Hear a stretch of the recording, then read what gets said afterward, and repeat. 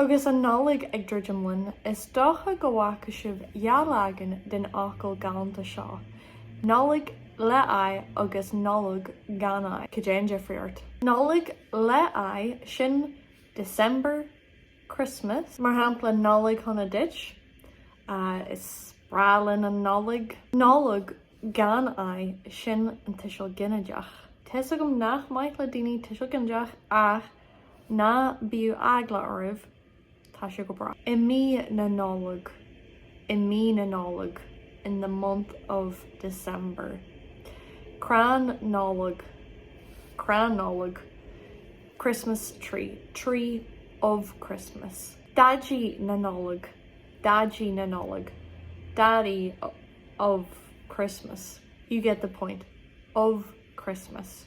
Sin an tisiil ginnedeach. An diggin sibh inis an mar sé seo ar álas a go bhcheanna féin inis dús na tuirtna agus NOLLAG chuna díobh